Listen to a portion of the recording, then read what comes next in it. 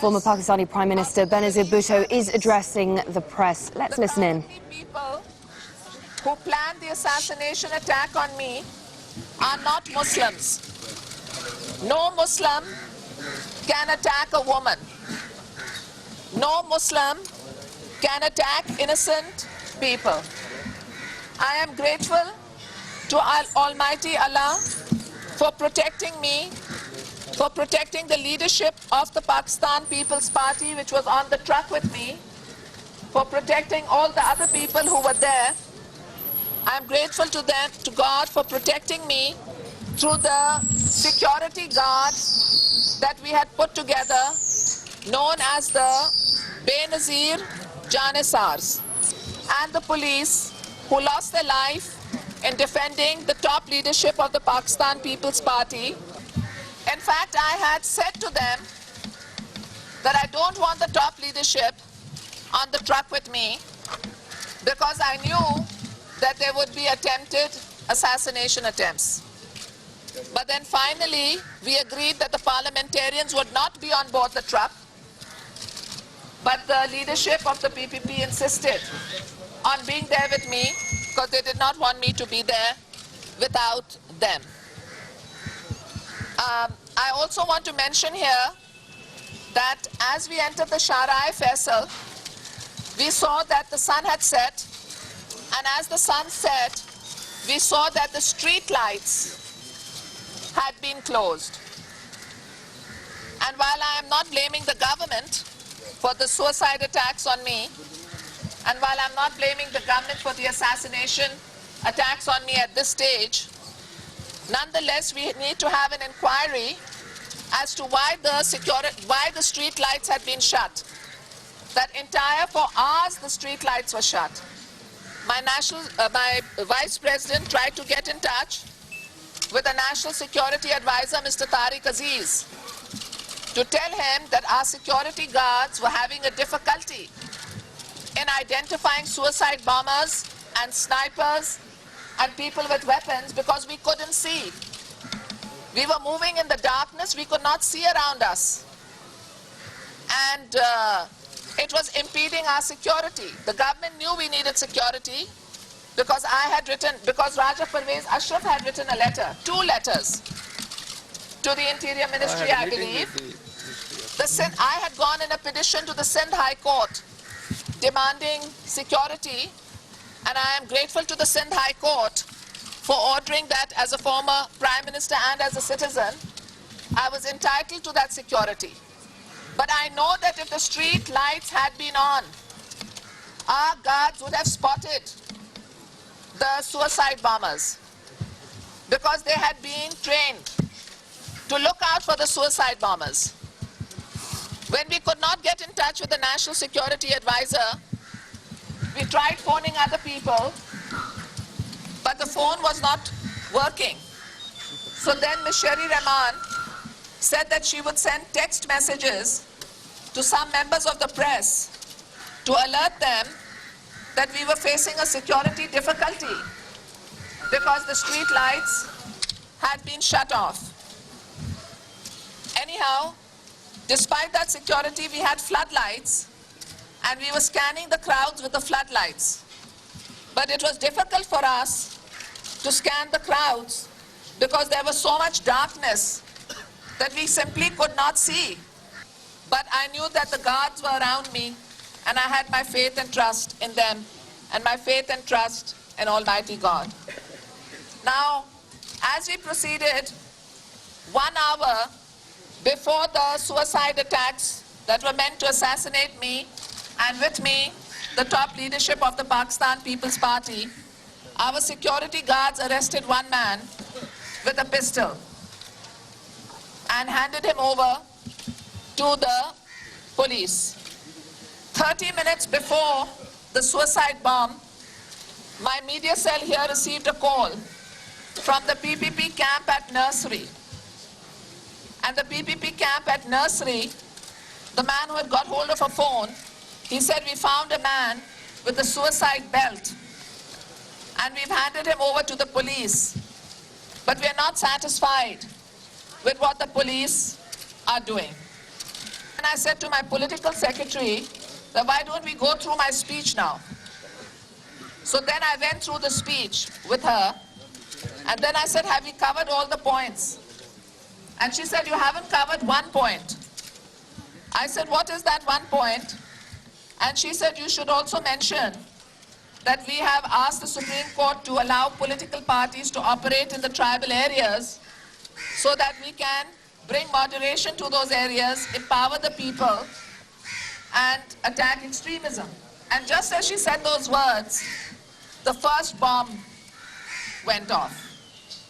We both heard the same first bomb, and she sort of got up, and I said, wait. She said, let us see if it is a firecracker, because as we were coming, some people were letting firecrackers into the sky, and we don't want firecrackers. We thank the people who want to set off the firecrackers, but from a security point of view, firecrackers are not good. So when the firecrackers were going off, at that time we thought there might be an attack, and I had moved to a safety position. But then at that moment when she got up, something in my heart told me that this is not a firecrack, it is a suicide attack. So I told her, wait.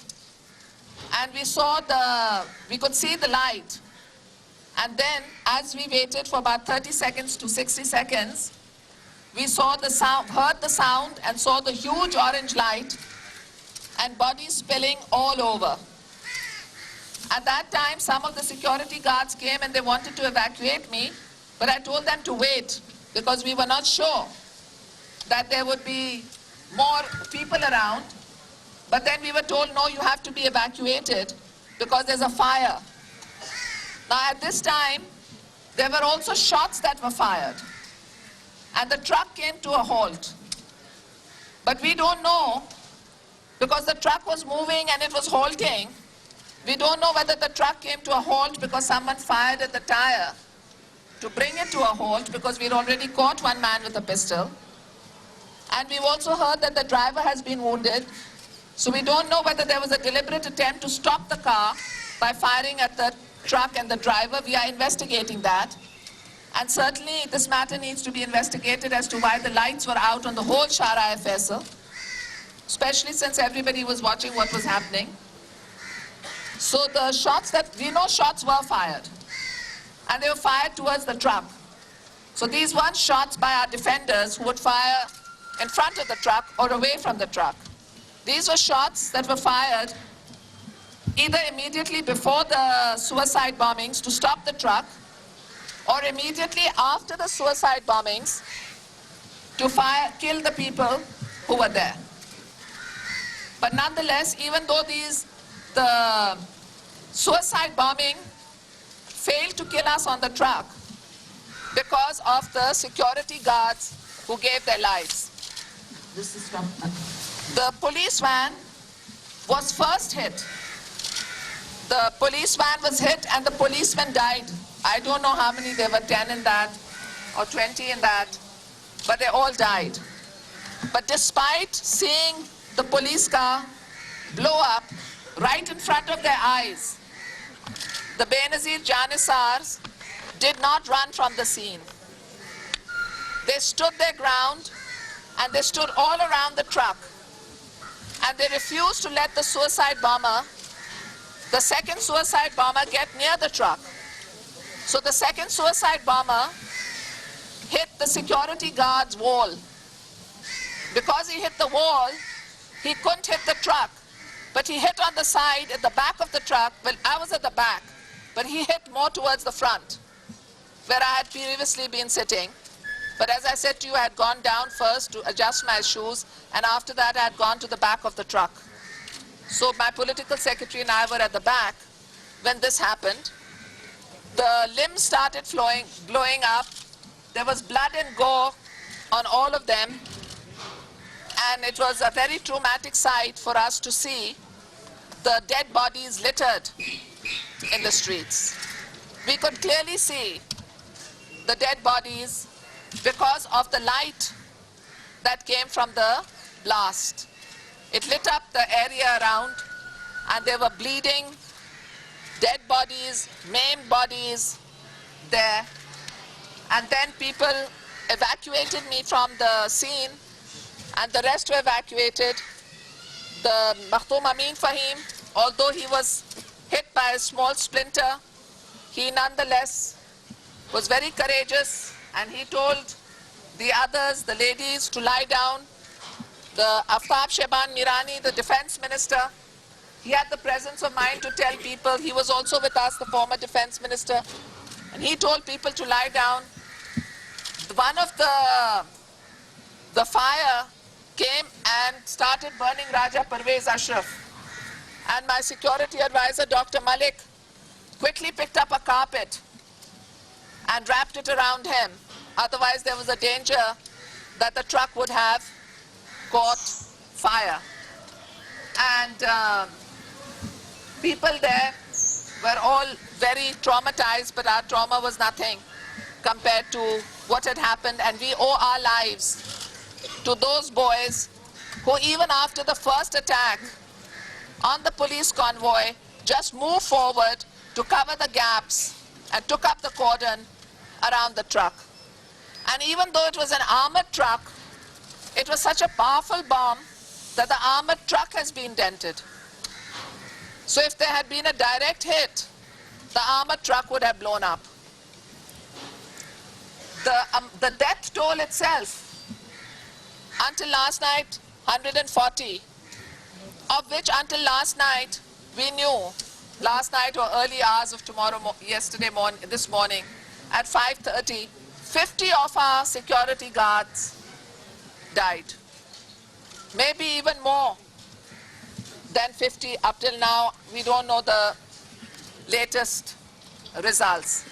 This was a dastardly and cowardly attack, the first in the history of subcontinent, first in the history of Pakistan, of multiple suicide attacks on a political leader.